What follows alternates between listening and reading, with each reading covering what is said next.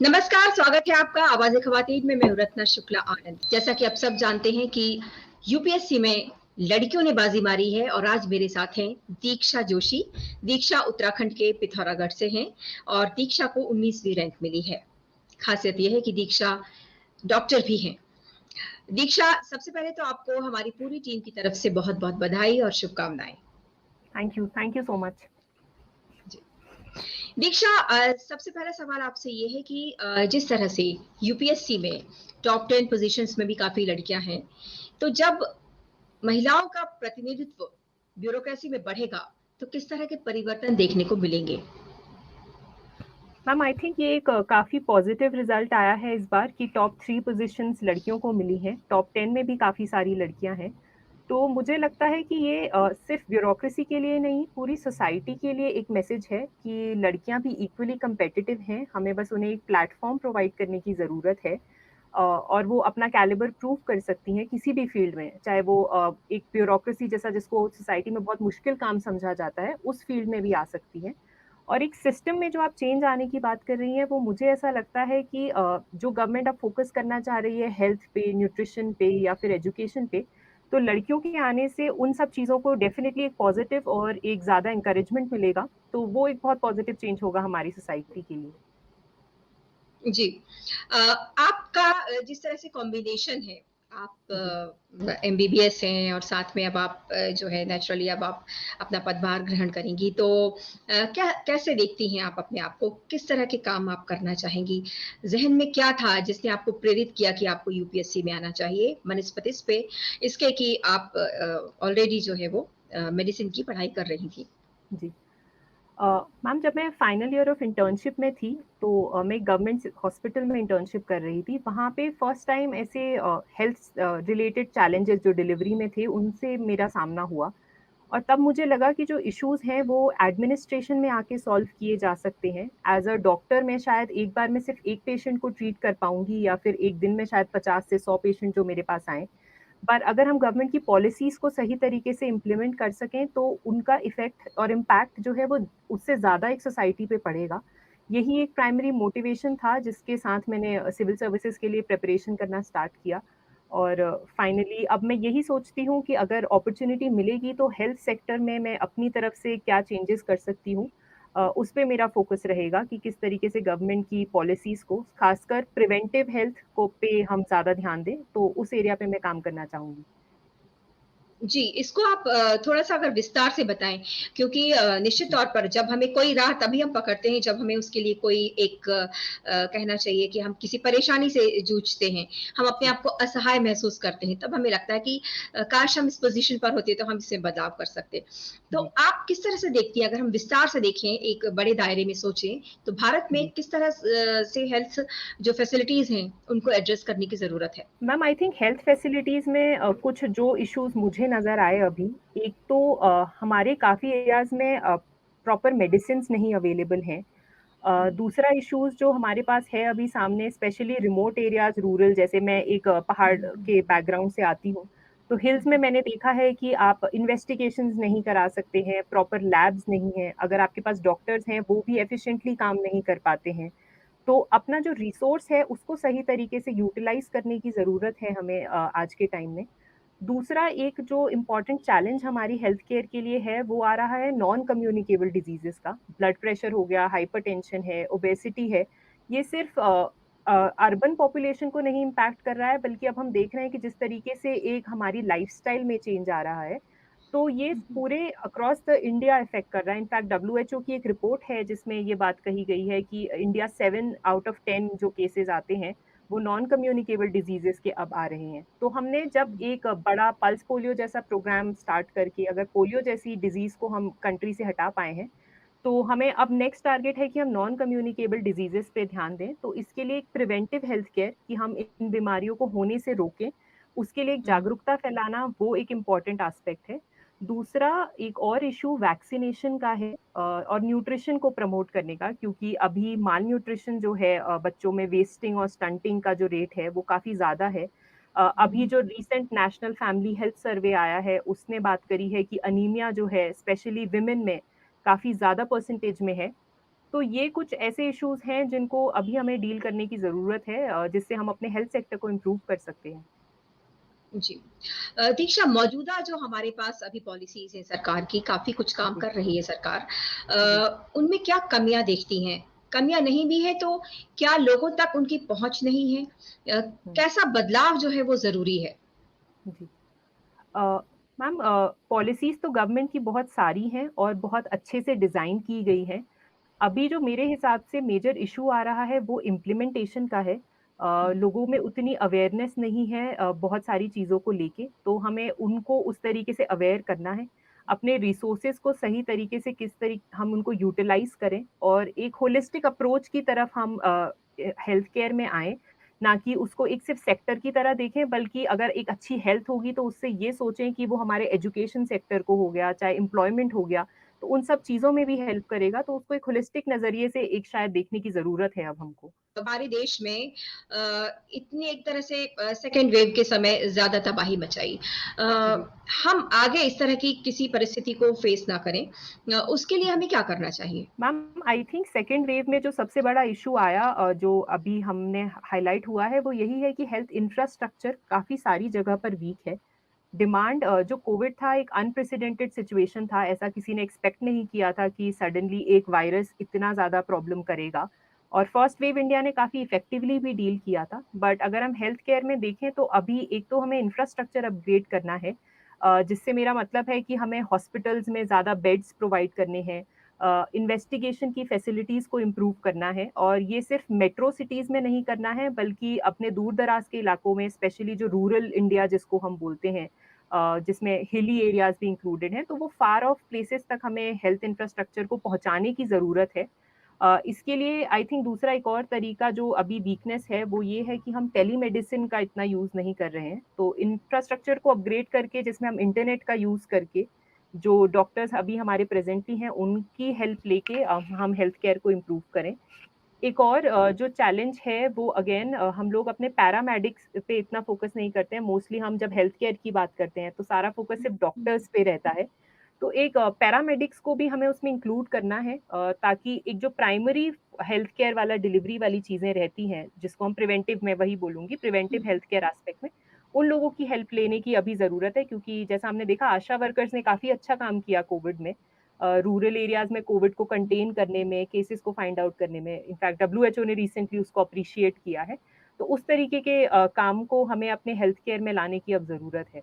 जी, बिल्कुल आपने ठीक कहा। इज़राइल का मॉडल हमने देखा था जी, जिसमें हमने देखा कि पैरामेडिक्स का वहाँ पे बहुत बड़ा रोल था और इस वज़ह से वो बहुत जी, ही आसानी से चीज़ों को कंट्रोल कर पाए थे। चूँकि आप जी, डॉक्टर हैं और काफ़ी अच्छा हमारा डिस्कशन चल रहा है, हम आपके व्यूज़ जानना चाह रहे हैं। दीक्षा, हम ये जानना चाहेंगे कि जो हमारे यहाँ निजी अस्पताल हैं, उनमें बहुत ही महँगी हेल्थ फैसिलिटीज़ हैं।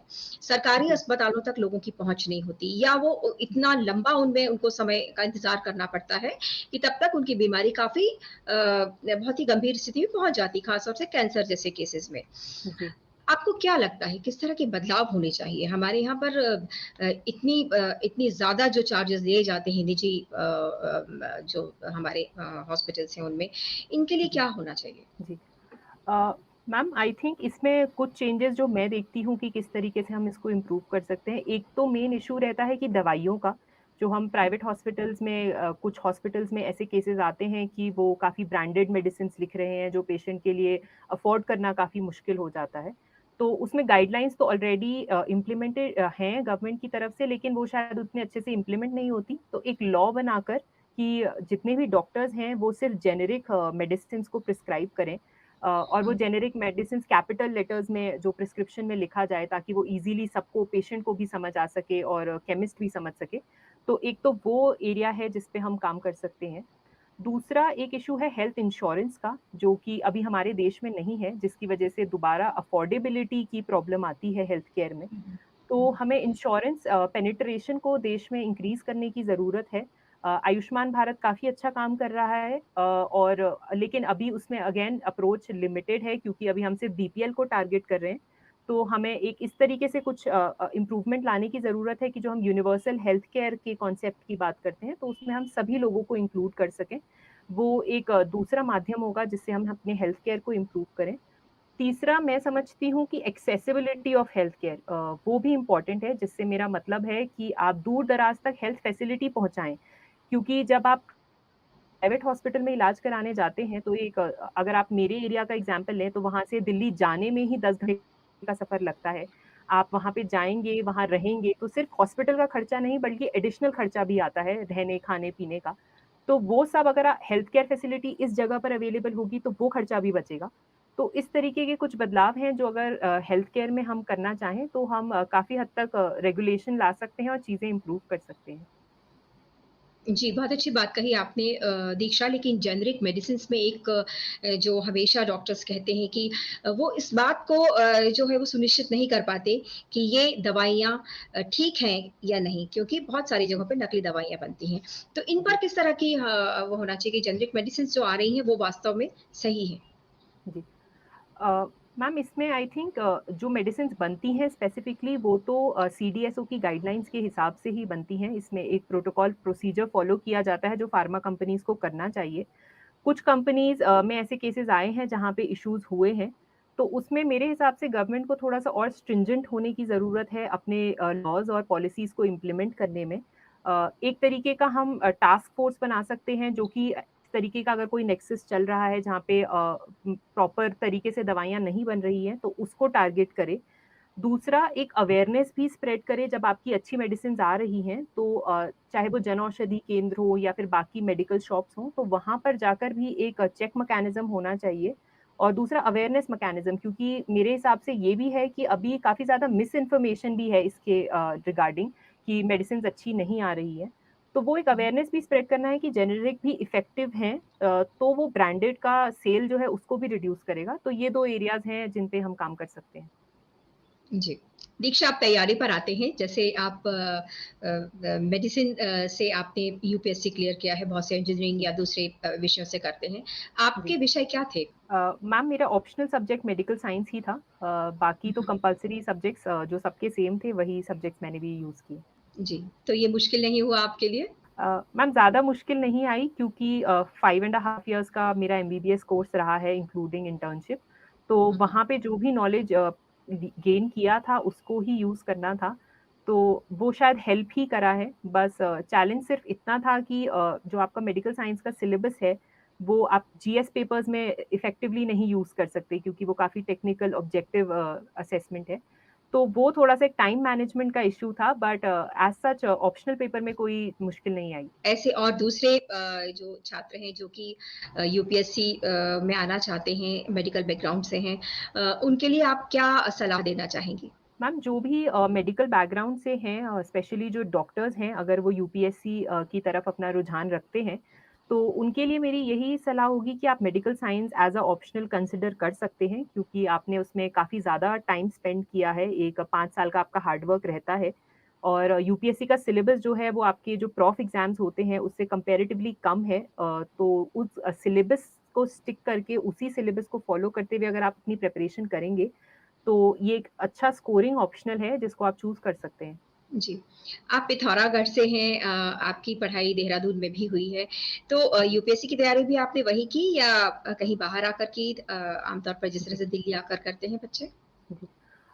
मैम मैं प्राइमरीली पिथौरागढ़ में ही रहती हूँ, तो जितनी भी यूपीएससी की प्रिपरेशन हुई है बिकॉज़ कोविड का टाइम था तो घर पे ही सारी प्रिपरेशन हुई है। तो मैंने हुँ। 1 साल जो प्रीलिम्स एग्ज़ाम से पहले की सारी पढ़ाई पिथौरागढ़ में रहकर ही करी है। अच्छा, स्टडी मटीरियल वगैरह आपने वहीं से जी, वो लिया? ऑनलाइन रिसोर्सेज़ का यूज़ किया है और अगर ज़रूरत लगी तो कुछ मटीरियल कुरियर के थ्रू या उस तरीके से डिलीवर करवाने की कोशिश करी, ताकि घर पे ही पढ़ाई हो सके।